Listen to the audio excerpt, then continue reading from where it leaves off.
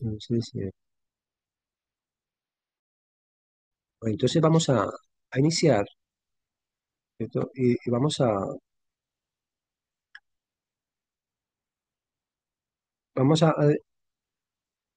nosotros a desglosar lo que es el camino del desapego, que hemos hablado, hemos ido hablando poco a poco de este camino del desapego. Entonces, nosotros, digamos, tenemos que empezar a ver, ¿no? cómo, cómo el camino del alma comienza en un principio, eh, como que el alma está sumergida, o el ser, estamos sumergidos dentro de la materia. Estar sumergidos dentro de la materia implica por lo menos cuatro partes que son fundamentales darnos cuenta qué es estar sumergido en la materia. Estar sumergido en la materia, o en lo que se llama el mundo de la actividad, es estar inmerso dentro de una cosa que se llama el causa y efecto. ¿Sí? Entonces, todas las cosas que hacemos tienen un efecto y al mismo tiempo eso genera nuevas causas para generar nuevos efectos y nos estamos moviendo continuamente entre causa y efecto. El segundo aspecto que nosotros o que nos damos cuenta de que estamos inmersos en el mundo de la actividad es que todo cambia continuamente.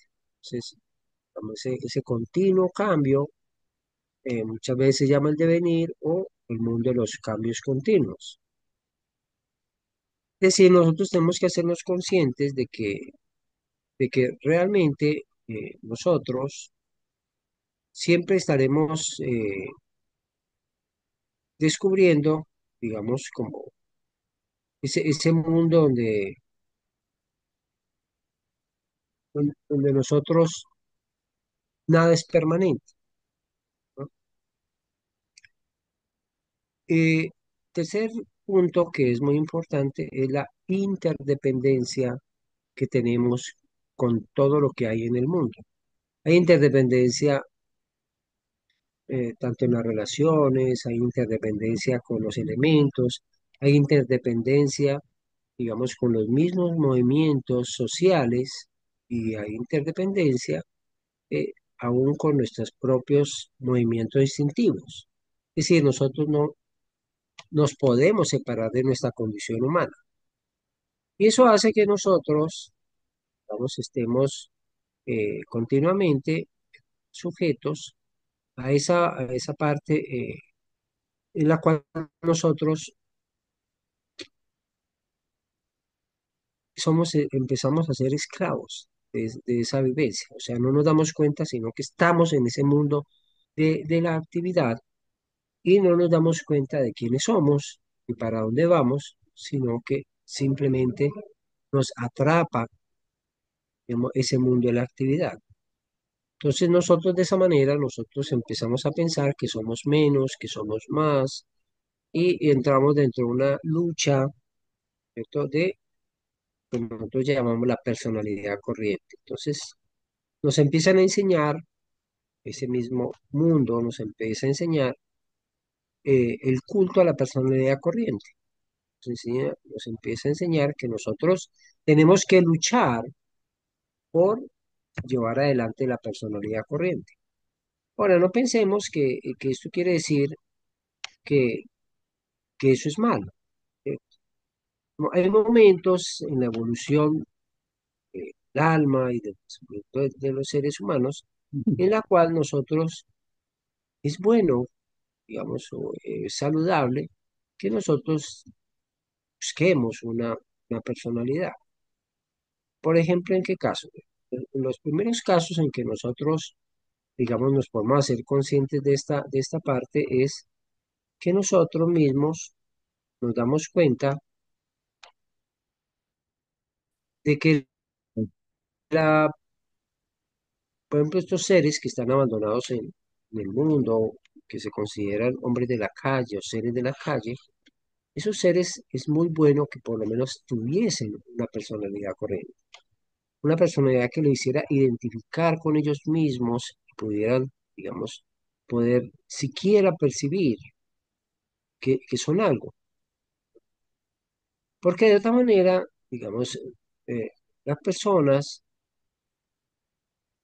eh, no tienen esa condición y, y entonces se tiran al suelo porque piensan que no son nadie, que no valen nada, y aún no encuentran un objetivo de vida. Entonces, a veces el adelanto de una persona depende del estado de conciencia que esté desenvolviendo.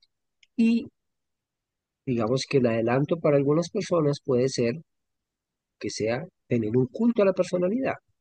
Otras personas ya, poco que han trabajado un poco más sobre este aspecto, entonces se dan cuenta de que no, es necesario que la personalidad corriente sea dominada realmente por nuestro verdadera ser, nuestra verdadera esencia.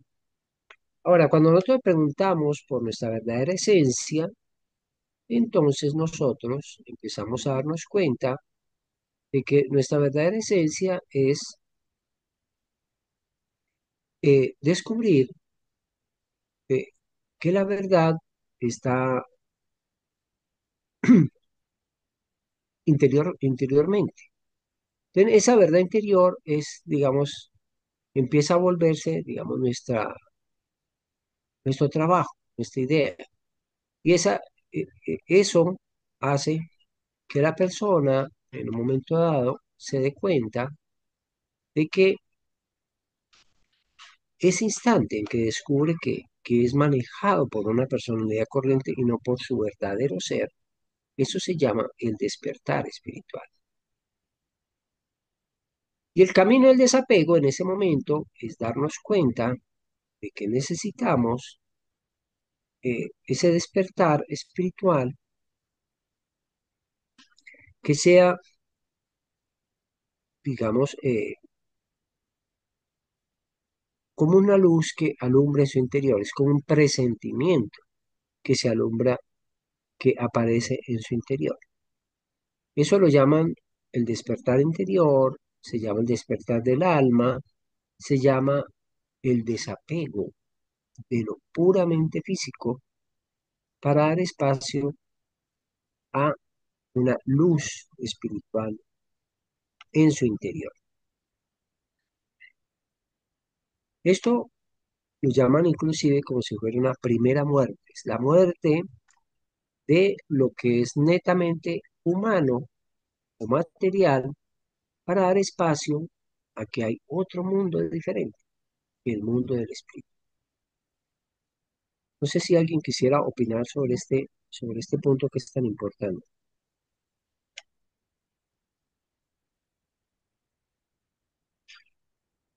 A ver, me voy a atrever a hacerle una pregunta a Claudia. A decir, ¿cómo percibes esa, esa llamarada interior, esa fuerza interior dentro de ti mismo?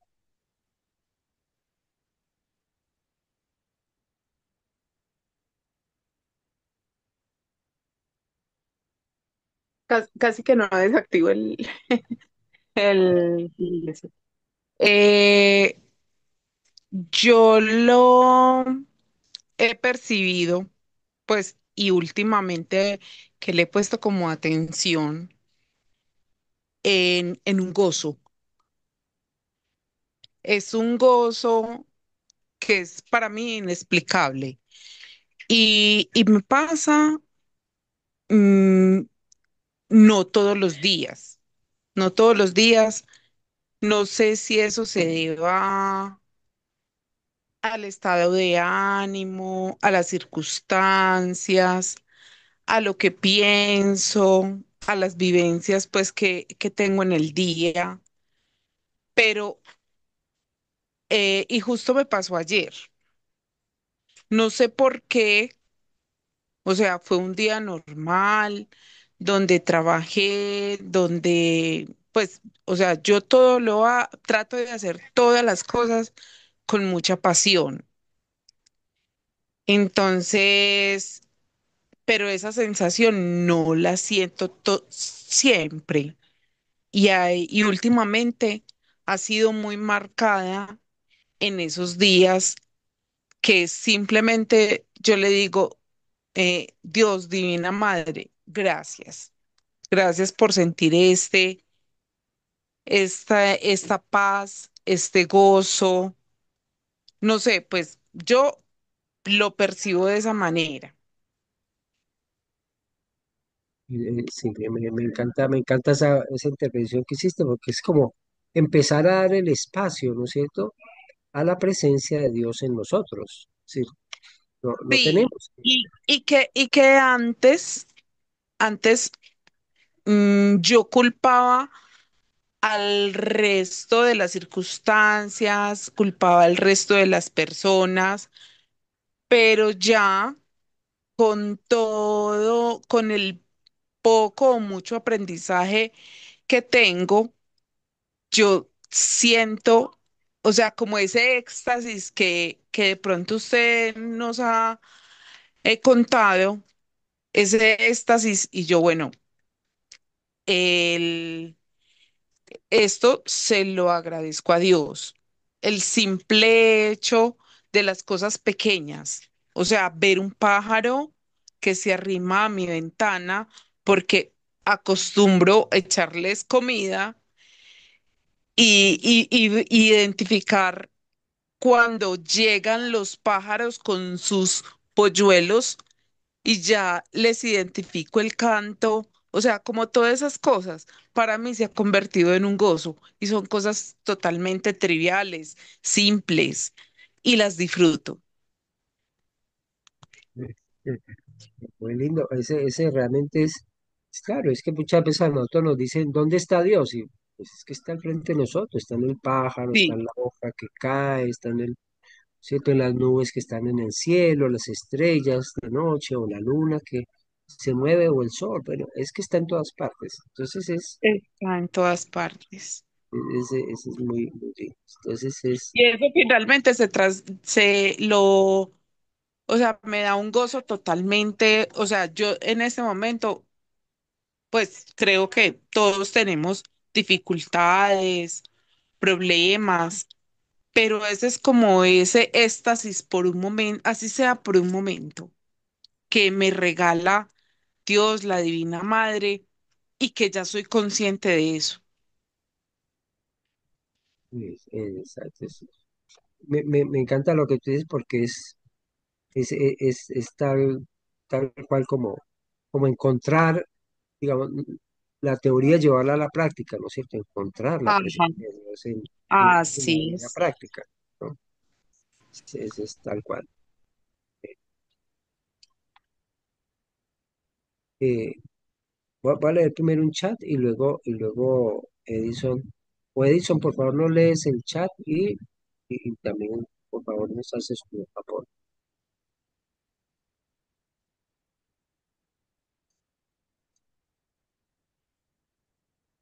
Sí, Edison, puedes activar el micrófono. Señor, primero le leo el chat. Dice, es como darnos cuenta de la presencia de lo divino en todo. Es lo que vemos y en lo que es invisible también. Eso es lo que está en el chat. Gracias, Edison. Ya, pues escuchando las palabras de Claudia, eh, conectándome con ella y validando lo que ella dice, porque veo que todo lo que, el gozo que se vivió, parte de la contemplación, es parte de una contemplación, y veo que esa contemplación ya es como una respuesta a algo que está dentro de nosotros, pero que veo que lo estamos viviendo, o sea que vivimos esa experiencia de la presencia de lo divino en nuestro interior, solo que a veces no nos damos cuenta, pero si nos ponemos a reflexionar o a observarnos, descubrimos que tenemos esos momentos de conexión con lo divino, de momentos de contemplación, aunque a veces no lo valoramos, pues porque estamos en un sistema que alimenta más lo que es el afán, sí, o resultados inmediatos, pero veo que esas pausas Esas contemplaciones lo conectan con uno con algo que está más allá todavía. Sí, tal cual, todo ese tipo de cosas. Y miremos que, miremos que además de eso, digamos, nosotros nos damos cuenta cuando estamos inmersos dentro del mundo, y las personas en común, y nosotros mismos hemos hecho la experiencia que aún la seguimos haciendo, es que muchas veces nosotros actuamos y nos movemos, pero no como un ejercicio propio de nuestra voluntad, sino que nos mueven fuerzas que están más allá de eso. Entonces, a veces son fuerzas sociales, a veces son fuerzas instintivas, a veces son fuerzas de una mente colectiva, ¿cierto? Que cuando estallan de pertenencia a ciertos grupos y de pertenencia a ciertos dogmas y de pertenencia, y hace que choquemos unos y otros. Pero realmente el descubrimiento, el primer descubrimiento que uno hace como de esa presencia divina, nos llama a nosotros a descubrir nuestra propia alma. Recordemos que hay algo que es fundamental, digamos, en este primer despertar. En este primer despertar nosotros tenemos que darnos cuenta, así sea primero lejanamente, pero tenemos que darnos cuenta de que para este estado de conciencia inicial, digamos, que queremos ir formando, nosotros tenemos que tener entonces en cuenta que nosotros somos una parte cuerpo, alma y espíritu. Cuerpo, alma y espíritu. Pero uno se pregunta, bueno, ¿pero qué es el alma? Ya yéndonos a la vida práctica. Cuando nosotros nos preguntamos qué es el alma, yéndonos a la vida práctica, nosotros empezamos a descubrir el alma cuando empezamos a usar la voluntad y cuando empezamos a ejercer disciplina en nuestra vida.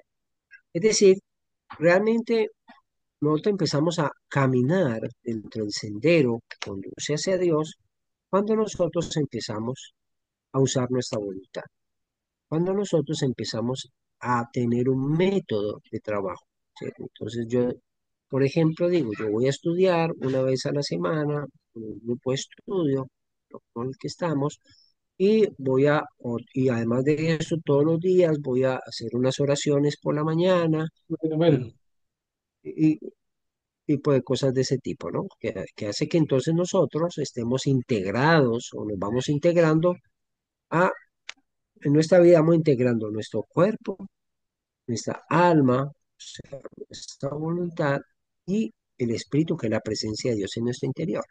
Entonces, digamos que en cierta forma nosotros empezamos a ver nuestro cuerpo como instrumento divino para realizar nuestra tarea sobre la tierra, y el espíritu lo miramos como la esperanza de vida eterna y de ese amor a Dios que debemos de profesar en cada instante.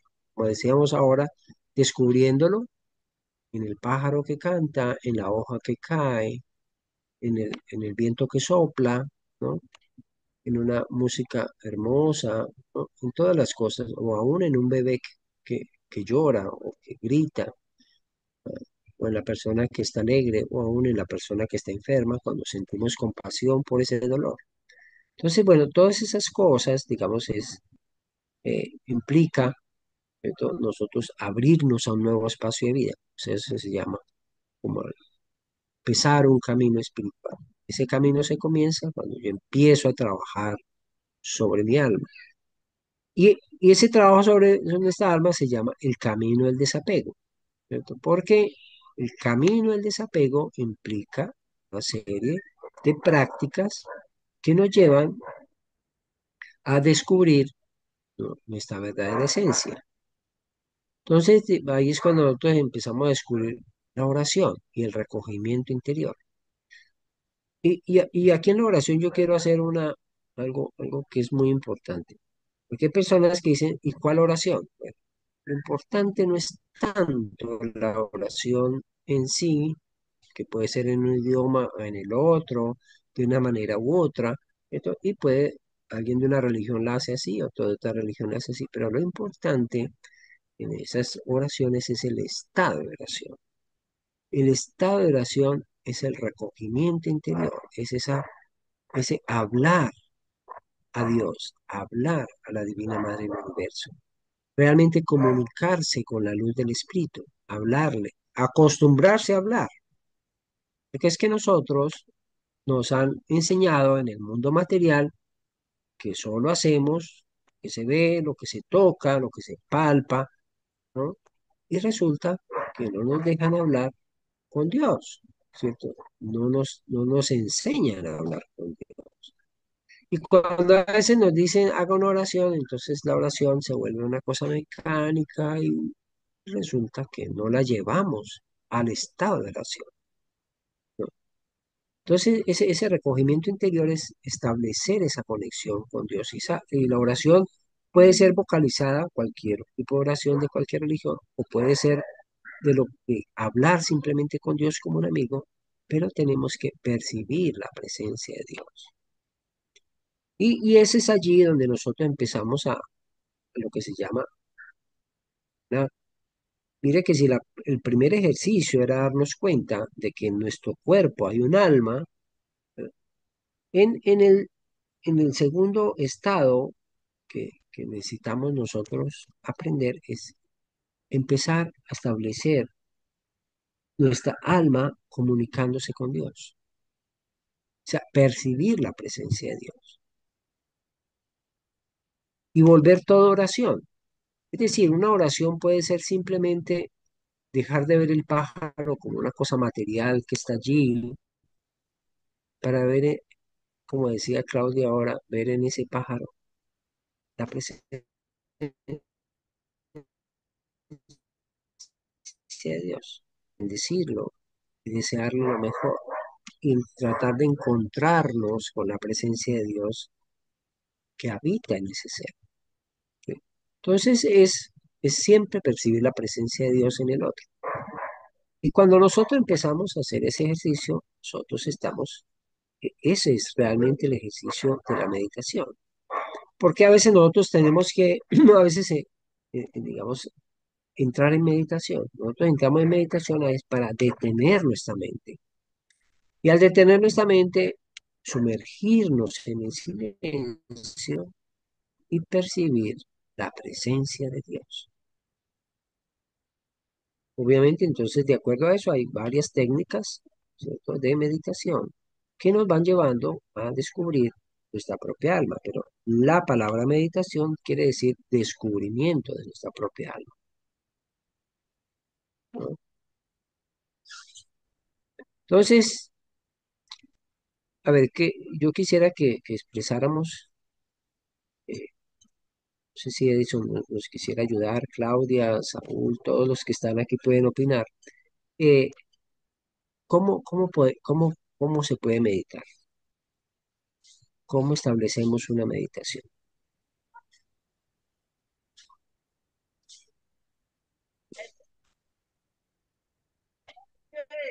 Eh, señor, o sea, la meditación, yo la verdad pues no la, no la practico, pero hay momentos, o sea, como habitualmente, no la practico, pero hay momentos en que yo siento como esa necesidad de, de ubicarme como en el aquí, en el ahora, de la situación que estoy viviendo y entrar a reflexionar eh, de manera imparcial como la situación como tal y poder identificar como las opciones de abordarla. No sé si de pronto eso sea meditación. Les pongo un ejemplo. Hoy a mí me llegó una notificación de la empresa porque yo trabajo en Tigo Une. La empresa está en ese tema pues de fusión, de liquidación y todo eso. Y hoy me llegó justo una notificación por parte del Ministerio de Trabajo solicitando el levantamiento del fuero que tengo para el despido. Yo en otro momento de mi vida hubiera entrado como en shock, en crisis de ansiedad y no hubiera tenido como la habilidad o la confianza de abordar esa situación, pues en otro momento. Hoy simplemente la llevé como a ese momento de reflexión, de pensar en esa situación por la cual estoy pasando en medio de tantas vicisitudes que tengo, pero simplemente llegué a la conclusión de confío en el proceso y en el designio de Dios. No sé si eso es el desapego, no sé si eso hace parte de la meditación, pero en otro momento de mi vida hubiera entrado en ataque de pánico, de ansiedad, me hubiera puesto a llorar y hoy simplemente lo pasé por el filtro y dije, no, pues confío en el proceso y en lo que Dios esté designando para mí en este momento y que se muevan las cosas como se tengan que mover. Y a comparación de otras compañeras que les pasó lo mismo, que entraron en ese pánico, en esa desesperación, yo pude darles ese parte de tranquilidad, de llevarlas a un escenario de hay cosas por hacer, no, esto no es una decisión inmediata, esto es un proceso, o sea, como tratar de aterrizarlas, porque realmente hubo una compañera que se desestabilizó totalmente. Entonces, no sé si de pronto eso es meditación o hace parte por lo menos. Sí, total, total. Ese es eso es lo que yo estaba hablando. Me parece muy lindo lo que tú dices entre lo que nosotros llamamos, digamos que la meditación es parte de la oración, ¿cierto? Es una forma de orar. Pero realmente, como decimos, el estado de oración es qué tanta acercamiento hay entre el alma y Dios, ¿cierto? Y qué vivencia si está allí. Entonces, ¿qué pasa cuando nosotros estamos realmente abandonados, o llegamos a un momento del trabajo espiritual que nosotros decimos, no, yo entrego mi confianza a Dios? Significa que nosotros abrimos los ojos, en términos espirituales, abrir los ojos a la presencia de Dios en todas las cosas. ¿Eso qué quiere decir en términos prácticos? En términos prácticos quiere decir confiar que la vida nos está dando lo mejor para nuestro desenvolvimiento. Eso quiere decir que aún el enemigo o aparente enemigo que aparece ante nuestros ojos nos está llevando hacia un aprendizaje que necesitamos nosotros. En aquel hombre malo que podría estar personificado en un gerente o en un presidente o en un etcétera, etcétera, ¿no? Aquel que puede generar ciertas acciones, eh, pues si bien él puede ser bueno o malo, pero el hecho en sí, o la circunstancia en sí, siempre nos llevará a lo mejor. Ese es un confiar, ¿cierto? Se genera la fe y la confianza. Esa fe y esa confianza, cabe destacar que está muy determinada en lo que se llama a veces tarot, llaman la templanza. Y, y cuando uno habla de los ángeles, habla del ángel de la templanza. ¿Qué quiere decir el ángel de la templanza respecto a lo que hablamos también de Dios? Significa que todos los hilos de la vida, de aquellas circunstancias que nos pasan a cada uno de nosotros, detrás de ella hay un ángel de la templanza. Alguien que nos quiere mostrar ¿Cómo podemos llegar a Dios? Entonces, cuando aparecen pruebas, dificultades diversas, nosotros decimos, bueno, ¿por qué nos llevan a desapegarnos de esto o de aquello? O nos quitan esto o nos quitan lo otro. Ese aparente robo, aparente desprendimiento violento de ciertas cosas que nosotros necesitamos. Pero muchas veces en el tiempo se puede ver bien que eso nos está lleva siempre una enseñanza y siempre todo es para bien. Tratemos de descubrir y hacer de eso un ejercicio en la vida. Tratemos de descubrir todo es para bien, todo es para bien. A veces nos decimos, a veces uno dice, bueno, ay, pero me está pasando esto, no, la ruina, la catástrofe. Y hay que estar muy atento para afrontar las situaciones, ¿no es cierto? Pero eso, ese despertar, ese estar atento, ese movernos dentro de ese, hace que nosotros despertemos nuevas habilidades, despertemos nuevas potencialidades y tal vez eso nos va abriendo espacio para los nuevos estados de conciencia y nuevos trabajos, inclusive, nuevas perspectivas materiales. Pero tenemos que estar muy despiertos en esa confianza, en esa fe. Entonces ahí es que nos vamos adentrando ya en la relación del alma con Dios, la llevarla a aplicación con la vida diaria. Esa aplicación del alma con Dios nos tiene que llevar a la fe, la esperanza. Como decía Claudia, le entregamos eso a Dios.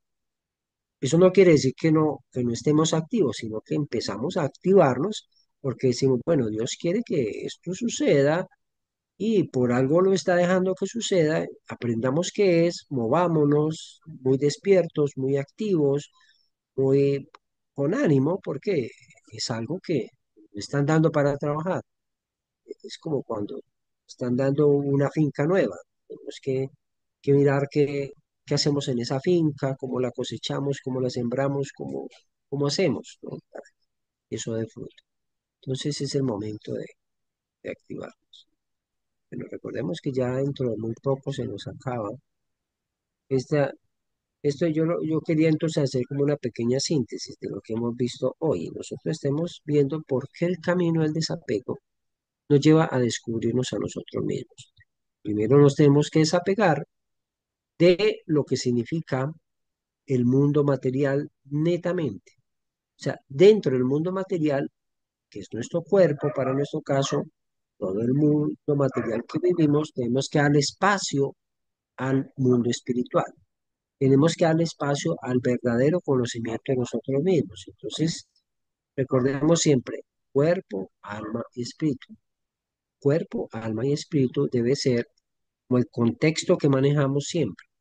Y siempre recordar que la vida material existe gracias a que aquel que mueve la vida material es la presencia de Dios.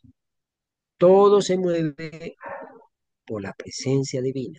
Los pájaros, las hojas que se mueven, el viento que pasa, la música que se escucha, todo es la armonía perfecta de un plan divino que se mueve para llevarnos a la luz, que un día descubriremos que es la luz del sol que trae en sí el mensaje de lo eterno y lo infinito. Entonces descubre, siempre pensemos en eso, vamos detrás de la luz, vamos detrás de lo eterno y lo infinito. No es de una determinada creencia o dogma, sino está en nuestro interior. Entonces, y tratémoslo de descubrir en esa vida diaria, ¿no es cierto? En el perrito que está, en la persona que nos habla, el bebé que se expresa, ¿no? En la casa que tenemos, en todo está la presencia de Dios. En las mismas actividades y en los mismos acontecimientos está la presencia de Dios. Nuestras emociones, estos pensamientos, en las actividades, en todo está la presencia de Dios. Mantener esa presencia es oración, es meditación. Ese es, digamos, la esencia de lo que hemos visto hoy.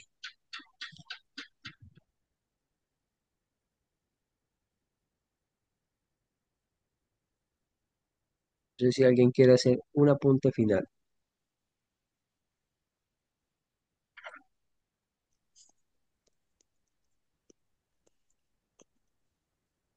Señor, pues veo que para al empezar a recorrer el camino del desapego, y ya usted nos habló sobre descubrir lo que es esa personalidad corriente y que hay algo más allá,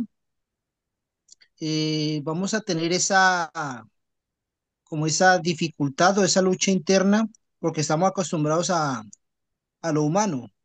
Y ahora que hemos descubierto que hay algo que está más allá todavía, todavía no lo tenemos